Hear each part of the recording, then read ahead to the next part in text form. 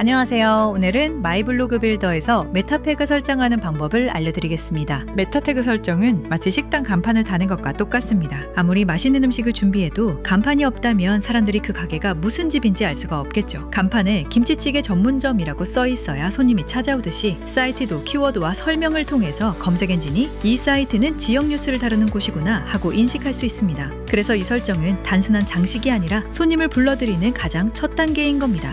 반대로 이걸 방치하면 어떤 일이 생길까요? 음식은 훌륭한데 간판이 엉망이거나 아예 없다면 길을 지나가는 사람은 그 식당을 그냥 지나쳐버릴 겁니다. 사이트도 마찬가지예요. 글을 열심히 써도 검색 엔진이 그 내용을 제대로 분류하지 못하면 결국 사람들이 우리 글을 찾지 못하고 방문자도 늘지 않습니다. 결국 보이지 않는 맛집이 되어버리는 거죠. 자, 먼저 기본 개념부터 짚고 넘어가야겠죠. 마이블로그 빌더에는 크게 두 가지 설정이 있어요. 하나는 웹사이트 기본 정보, 또 하나는 검색 엔진 최적화, 즉 메타 태그입니다. 웹사이트 기본 정보는 우리 사이트에 방문하는 사람들이 직접 보게 되는 영역이에요. 메뉴나 상단에 보이는 이름이나 소개문 같은 거죠. 반면에 검색 엔진 최적화는 구글이나 네이버 같은 검색 엔진이 읽어드리는 정보예요. 즉 같은 사이트 이름이라도 하나는 방문자용, 하나는 검색 엔진용으로 따로 관리가 된다는 겁니다. 자, 이제 실제 설정 화면으로 가볼게요. 처음 사이트를 만들면 이런 메시지가 뜹니다. 사이트 이름이나 키워드 같은 필수 메타 정보가 설정되지 않았습니다. 메타 태그 설정 도움을 사용하시겠습니까? 이렇게 나오는데요. 여기서 확인을 누르시면 곧바로 메타 태그 설정 화면으로 이동하게 됩니다.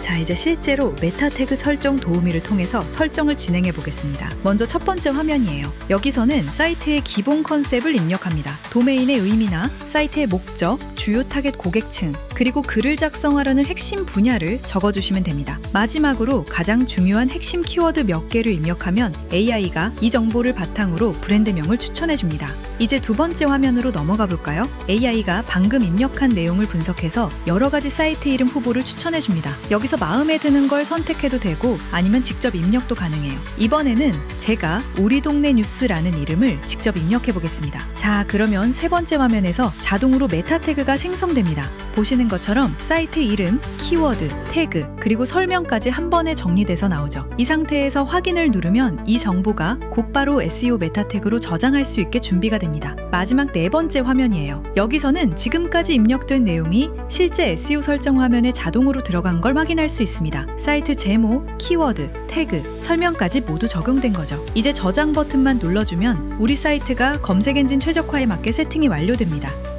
이번엔 웹사이트 기본 정보부터 입력해 볼게요.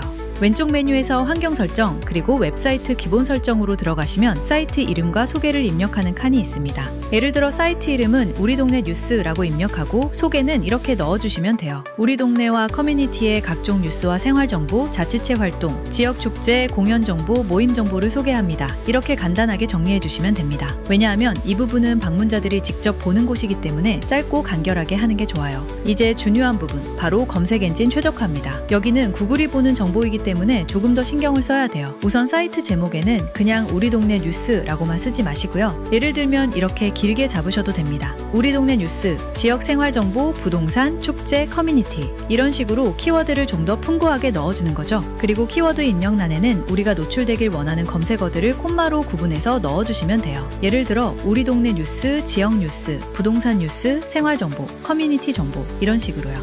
그 다음 태그는 키워드와 비슷하지만 조금 더 자유롭게 작성할 수 있습니다. 동네 축제, 지역 행사, 공연 소식, 커뮤니티 활동, 이런 것들이 들어가면 좋아요. 마지막으로 설명, 즉 디스크립션 부분인데요. 여기는 글자 수가 150자 이내로 제한이 되어 있습니다. 그래서 한 문단 정도로 우리 사이트가 어떤 곳인지 요약해 주시면 돼요. 예를 들면 우리 동네 뉴스는 2040세대를 위한 지역 기반 생활정보 플랫폼입니다. 뉴스, 축제, 공연, 부동산, 자치체 활동 등 우리 동네의 모든 소식을 빠르고 정확하게 전달합니다. 이렇게 넣어주시면 되겠습니다. 자, 여기서 헷갈리기 쉬운 부분 하나 짚고 넘어갈게요. 웹사이트 기본 정보에 입력하는 사이트 이름은 메뉴에 그대로 표시가 되기 때문에 너무 길면 보기가 불편합니다. 그래서 그냥 우리 동네 뉴스처럼 짧고 간단하게 쓰시는 게 좋고요. 반면에 검색 엔진용 제목은 길어도 상관이 없어요. 검색 노출에 유리하도록 키워드를 풍부하게 넣으셔도 됩니다. 자, 이제 모든 항목을 입력하셨다면 마지막으로 검색 엔진 최적화 저장 버튼을 눌러주시면 됩니다. 그럼 즉시 홈페이지 소스 코드에 메타 태그가 삽입이 되고요. 구글 검색에서도 더 최적화된 모습으로 노출되게 되는 거죠. 여기서 한 가지 더 중요한 점을 말씀드릴게요. 이 메타 태그 설정은 한번 제대로 잡아놓으면 자주 바꾸지 않는 게 좋습니다. 왜냐하면 구글은 사이트의 신뢰성과 일관성을 굉장히 중요하게 보기 때문에 메타 정보를 너무 자주 바꾸면 이 사이트가 주제가 흔들린다라고 인식할 수 있습니다. 그렇게 되면 오히려 검색 순위가 떨어질 수도 있어요. 따라서 꼭 필요한 경우에만 수정하시고 처음부터 키워드를 잘 설계해서 안정적으로 가져가는 게 가장 좋은 방법입니다. 오늘은 이렇게 마이블로그 빌더에서 메타 태그를 어떻게 설정하는지, 그리고 방문자용 정보와 검색 엔진용 정보가 어떻게 다른지까지 살펴봤습니다. 꼭 기억하세요. 방문자에게는 간단하고 보기 좋게, 검색 엔진에는 길고 자세하게, 그리고 설정은 너무 자주 바꾸지 말 것. 이 세 가지 원칙만 지켜주시면 훨씬 더 효율적인 SEO 효과를 얻으실 수 있습니다.